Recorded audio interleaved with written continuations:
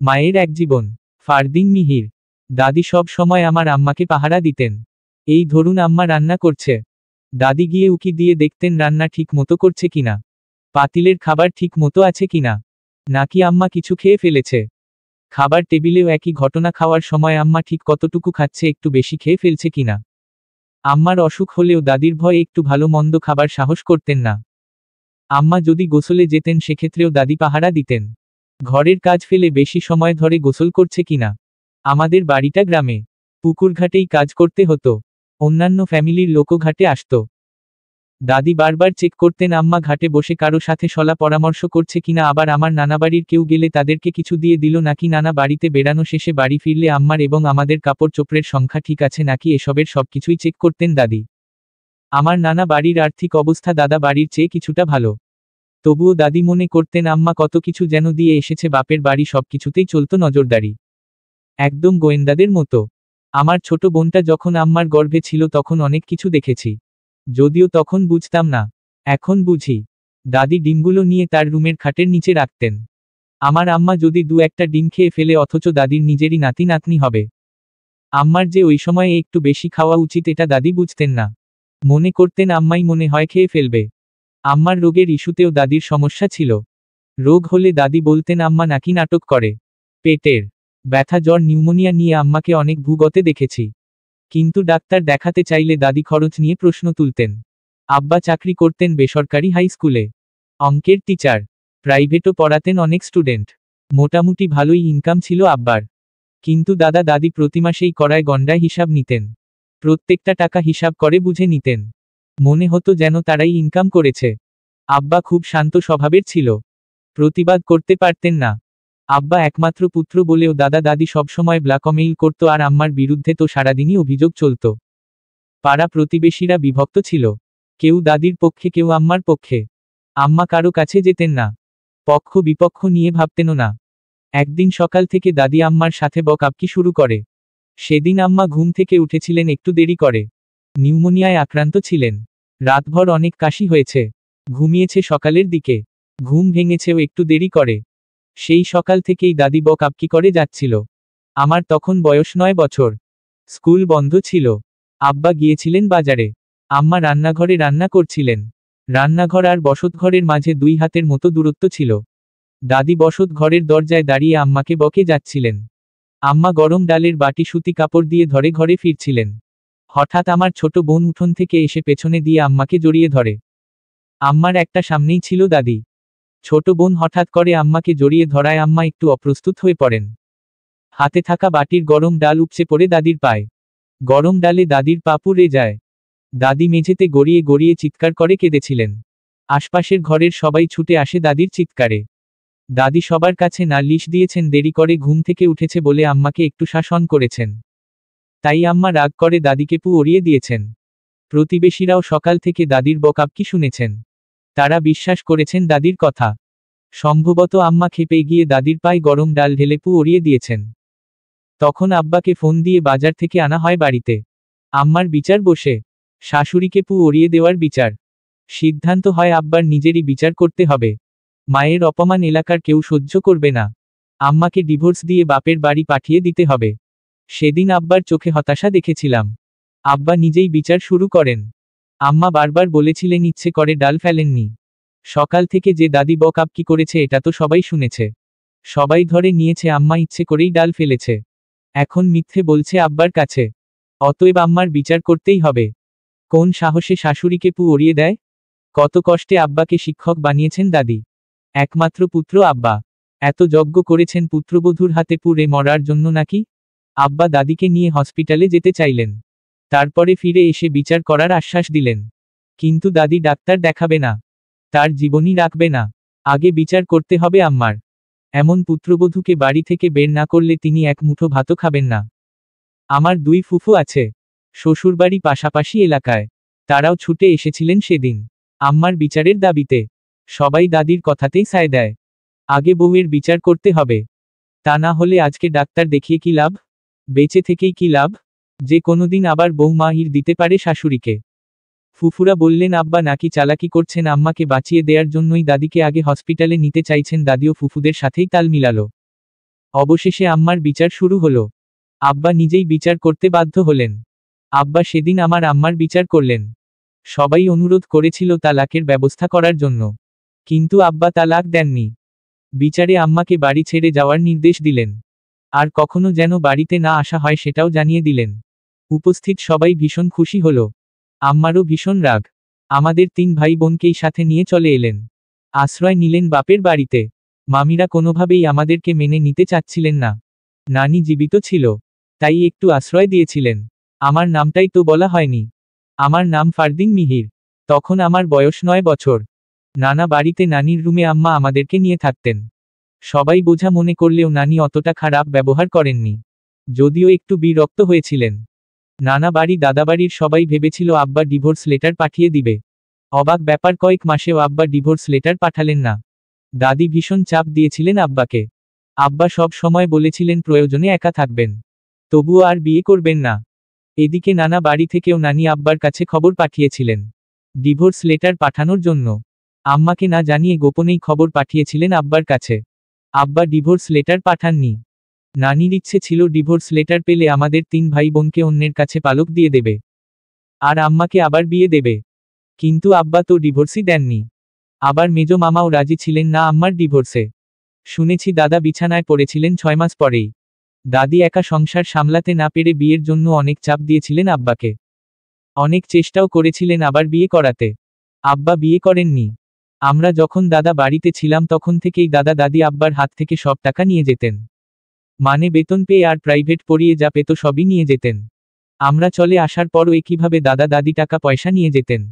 আব্বা ভীষণ নিরীহ এবং শান্ত মানুষ ছিলেন। ধৈর্য ছিল খুব। একমাত্র পুত্র বলে সবসময় দাদা দাদি ব্ল্যাকমেইল করত। এদিকে আমরা নানা বাড়িতে চলে আসার পরে আব্বার টাকা দিয়ে তো দাদির সংসার চলতই। বাকি টাকা আমার 2 ফুফুর জন্য খরচ করতেন। বাড়িতেই তো আব্বা প্রাইভেট পড়াতেন।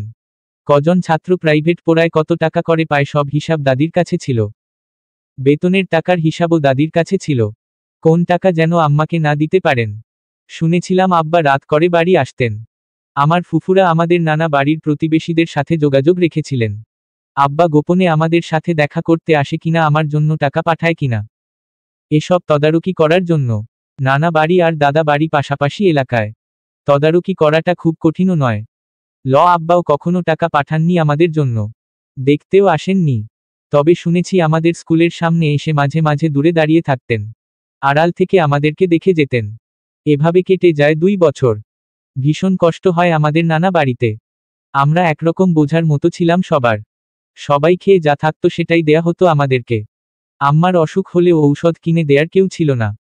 মামিরা কতভাবে খারাপ ব্যবহার করত। এর মধ্যে আমার ক্লাস 5-এর সমাপনী পরীক্ষা শেষ হয়। পরীক্ষা শেষে আমাকে হাই স্কুলে ভর্তি করানো হয়। আব্বার স্কুলে নয়। আব্বা তো হাই স্কুলের গণিতের শিক্ষক। আব্বা আশা করেছিলেন তার স্কুলেই আমাকে ভর্তি করানো হবে। কিন্তু আম্মার ভীষণ রাগ। আম্মাও চাননি আব্বা আমাদের মুখ দেখুক, তাই ভর্তি করিয়েছেন অন্যত্র। কয়েকদিনের মধ্যেই আব্বার কানে চলে যায় আমি অন্য স্কুলে ভর্তি হয়েছি। আমার সমাপনী পরীক্ষার রেজাল্টও খুব বেশি ভালো হয়নি। এরপরে হঠাৎ একদিন সন্ধ্যায় আব্বা এসে হাজির হন আমাদের নানা বাড়িতে। এই 2 বছরে আব্বা একদিন ফোনেও কথা বলেননি আম্মার সাথে। অবশ্য আম্মা নিজে ফোন ব্যবহার করেননি। ফোন ভেঙে ফেলেছিলেন রাগে। পরে আর ফোন কেনা হয়নি। নানা বাড়িতে কে কিনে দেবে মুঠোফোন? আব্বা চাইলে অন্যদের ফোনে কল দিয়ে কথা বলতে পারতেন আম্মার সাথে। সেটাও কখনো বলেননি। এদিকে 2 বছর পরে এসে হাজির হলেন নানা বাড়িতে। আমার ছোট বোনটা আব্বাকে চিনতেও পারেনি। আমরা বড় দুজন দৌড়ে গিয়েছিলাম। সেদিনও আব্বা সাথে করে কিছুই আনেননি। মেজাজও ভীষণ গরম ছিল। নিরীহ আব্বার এতটা মেজাজ কোনোদিন দেখিনি। ঘরের মধ্যে মামিরা বলাবলি করছিল এতদিন পর আসছে, পোলাপানগুলার জন্যও কিছু আনে নাই। কেমন বাপ এইটা? সবার কথা শুনে আম্মা যেন আরো বেশি কষ্ট পেলেন। সত্যিই তো, এতদিন পরে এসেছে, বা ওচাদের জন্য তো কিছু নিয়ে আসতে পারত। আব্বা আম্মার সাথে সাক্ষাৎ করার ইচ্ছে পোষণ করলেন।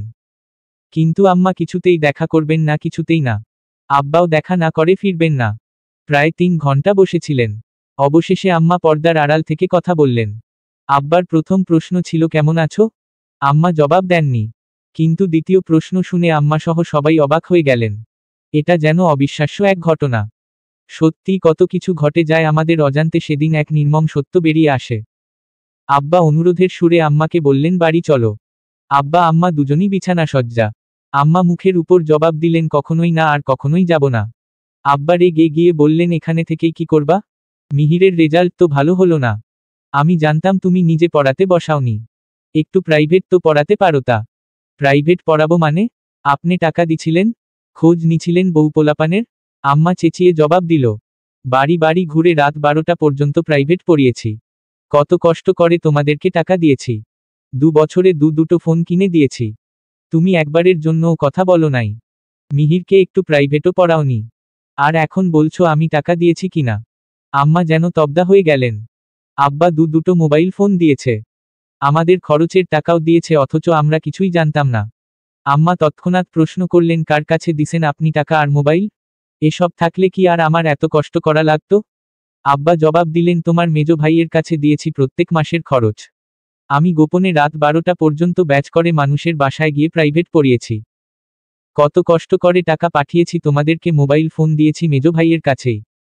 মেজো মামা বাড়িতে ছিলেন না, স্থানীয় বাজারে ছিলেন তিনি। মেজো মামির মুখখানা যেন আব্বার কথা শুনে চুপসে গেল। আমার মামাতো বোনটা ইন্টারমিডিয়েটে পড়ত, তড়িঘড়ি করে নিজ রুমে চলে গেল। মনে হলো যেন মামি আর মামাতো বোন সবই জানত। এদিকে আমরা সবাই বোকা বনে গেলাম। কত কষ্ট করেছি নানা বাড়িতে, অথচ জানতামই না আব্বা টাকা পাঠাতো। 2 বছরে আমরা কত কষ্ট করেছি, ঈদেও আমাদেরকে কেউ একটা জামা কিনে দেয়নি। আব্বা টাকা পাঠায় জানলে তো আম্মা মাঝে মাঝে আমাদের জন্য একটু ভালো খাবার দাবারেরও ব্যবস্থা করত। কোনো কিছুই তো হয়নি। তবে গত 2 বছরে নতুন 2টো ফোন এসেছিল মেজো মামার পরিবারে। ফোন দুটোর একটা আমার মামাতো বোন চালায়, আরেকটা মামি চালায়। অথচ আম্মার জন্য ফোন পাঠিয়েছিল। মেজো মামা ভেবেছিল আব্বা আম্মার হয়তো আর কোনোদিন মিল হবে না, আব্বা নিশ্চিতভাবে আম্মাকে ডিভোর্স দিয়ে দেবেন। তাই হয়তো মেজো মামা এমনটা করেছিলেন। আম্মা আর 1 মিনিটও দাঁড়িয়ে থাকেননি। মেজো মামি এবং মামাতো বোনের নিকট থেকে মুঠোফোন একরকম ছিনিয়ে নিয়ে এসেছে। আব্বাকে অপেক্ষা করতে বলে মিনিট 20 মধ্যে আমাদেরকে তৈরি করে নিয়েছে। তারপরই রওনা করল আব্বার সাথে। আসার আগে শুধু নানির সাথেই আলাপ করেন আম্মা, আর একটা লোকের সাথেও কথা বলেননি। নানা বাড়ি থেকে বের হতেই দেখা হলো মেজো মামার সাথে।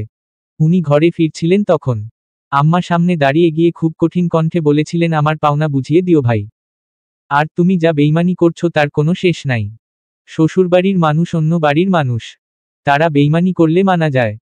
তুমি আপন হইয়াও বেইমানি করলা, আমার যাবতীয় সম্পদ হিসাব মতো দিয়া দিও। আল্লাহ যে আর কোনোদিন তোমার সাথে আমার দেখা না করাই। সেদিনই আমরা চলে আসি দাদা বাড়িতে। দাদা দাদি সত্যিই বিছানাসজ্জা ছিলেন। দাদি অসুস্থ হয়েছিলেন মাসখানেক আগে। পুরো সংসার দাদার সেবা সব একসাথে করতে গিয়ে অসুস্থ হয়ে পড়েছিলেন দাদি। আব্বা আম্মাকে বললেন একজন কাজের লোক ঠিক করে নিও, খুব সকালে এসে কাজগুলো করে দিয়ে যাবে। আম্মা ঘুমের ঔষধ খেয়ে ঘুমাস, এখন আর খুব সকালে সজাগও হতে পারে না। আম্মা ওঠার আগেই কাজের লোক কাজ করে দিয়ে যাবে। আম্মা রাগ দেখিয়ে বলল আমি কোনো কাজ করতে পারবো না। আব্বা মিষ্টি হেসে জবাব দিলেন বাসায় থাকলে আমি নিজেই আমার আব্বা আম্মা দুজনের সেবা আমিই করব, বাকিটা তুমি কইরো। দাদি কিন্তু আম্মাকে ছাড় দেননি। আব্বা বাজার করে আনলে জিজ্ঞেস করত কতটুকু বাজারে এনেছে। আব্বা 2 হালি ডিমের এনে বলতো 1 হালি এনেছি। মাছ 2 কেজি আনলে বলতো 1 কেজি এনেছি। কারণ দাদি বিছানায় শুয়ে শুয়েই খবরদারি করতে চাইতো, সব জিনিসের হিসাব আদায় করতে চাইতো। আম্মা একটু খেয়ে ফেলেছে কিনা সেই টেনশনে বিছানাসজ্জা থেকেও ছটফট করত। আব্বা আগেই সব কমিয়ে বলতো। ফুফুরা আসলে তারা দাদিকে অনেক কুবুদ্ধি কুপরামর্শ দিত। শুয়ে শুয়েই দাদি আম্মাকে গালি গালাজ করতেন। তবু আম্মা আর বাবার বাড়ি যাননি। তুলনামূলকভাবে দাদির অত্যাচারও কমে গিয়েছিল। হাঁটাচলা করতে পারত না বলে ঝামেলাও করতে পারত না। ফুফুরাও বেশি ঝামেলা করত না, ভয়ও ছিল। ঝামেলা করলে যদি আম্মা সেবা না করে দাদির, তাহলে তো তাদের টানতে হবে, এই ভয়টাই ছিল তাদের মাঝে। তারপরও দাদি শুয়ে শুয়েই যথাসম্ভব আম্মাকে জ্বালিয়েছে। এভাবে বিছানায় শুয়ে থাকাটা যে কি কষ্টের সেটা হয়তো দাদি টের পেয়েছিলেন। অনেক খারাপ লাগলেও আম্মা আর আমার নানা বাড়ি যাননি। নানির মৃত্যুর সময় গিয়েছিলেন। যৌবনে আম্মাকে কষ্ট দিয়েছিলেন দাদি। দাদির কারণেই শ্বশুরবাড়িতে কষ্ট পেয়েছিলেন আম্মা। বাবার বাড়ি থেকেও বেঈমানির শিকার হন। সে বাড়ির সাথে আম্মা আর কখনো সহজ হতে পারেননি। বাবার বাড়ির নামও শুনতে পারতেন না। প্রথমে আম্মা শ্বশুরবাড়ির প্রতি ক্ষিপ্ত ছিলেন, পরে চরম ক্ষিপ্ত হয়েছিলেন বাবার বাড়ির উপরে। আমাদেরকে সব সময় বলতেন আপন মানুষ কষ্ট দিলে মেনে নেওয়া যায় না। আম্মার এক জীবনে বাবার বাড়ি শ্বশুরবাড়ি দুদিক থেকেই কষ্ট পেয়েছিলেন। আম্মা দাদা বাড়িতে ফিরে আসার বছর দুয়েকের মধ্যেই দাদা দাদি মারা যায়। হয়তো ওভাবে বিছানায় শুয়েই দাদি তার সাজা ভোগ করেছিলেন। তাদের মৃত্যুর পরে আব্বা খুব দ্রুত ফুফুদের সম্পত্তি বুঝিয়ে দিয়েছিলেন, যেন আম্মার উপর খবরদারি করতে না পারে। আম্মা বাপের বাড়ির কষ্টটাকেই বেশি কষ্ট হিসেবে নিয়েছিলেন, কারণ আম্মার কষ্টের দিনে প্রতারণা করেছিলেন তারই আপন ভাই। আমরা দাদা বাড়িতে আসার 1.5 বছর পরে মামাতো বোনের বিয়ে হয়। যে মামাতো বোনটা আম্মার মুঠোফোন ব্যবহার করেছিল তার শ্বশুরবাড়িতে বনিবনা হতো না। বছর 4 পরে সে মামাতো বোন দুটো সন্তান নিয়ে তার বাপের ঘরে ফিরে আসে। আম্মা সব সময় বলতেন, আমার ভাইয়ের প্রতারণায় তোর বাপেরে আমি 2টা বছর অনেক অভিশাপ দিছি। সেই অভিশাপ তোর বাপের গায়ে লাগে নাই, হয়তো তোর মামার ফ্যামিলিতেই লাগছে। এই কারণেই আমার ভাইয়ের মেয়েটাও সন্তানসহ বাপের বাড়িতে ফিরে আসছে। ঠিক সেদিনের আমার মতো কইরাই ও ফিরে আসছে। এগুলা আল্লাহরই ইশারা। আমাকে আব্বার স্কুলে ভর্তি না করিয়ে অন্য স্কুলে ভর্তি করিয়েছিলেন আম্মা। সমাপনী পরীক্ষায় আমার রেজাল্টও খারাপ হয়। সেই ক্ষোভে 2 বছর পরে আব্বা গিয়ে হাজির হয়েছিলেন নানা বাড়িতে। তখনই প্রকাশিত হয় সব সত্য। আম্মাও ফিরে আসে স্বামীর বাড়িতে। আমার আম্মা আর কোনোদিন বাপের বাড়ির মানুষকে পছন্দ করেননি। আমার ফুফুদের সাথে পড়ে যদিও বেশ মিশে গিয়েছিলেন, কিন্তু বাবার বাড়ি ছিল মায়ের এক জীবনের অভিমানের কারণ। সমাপ্ত।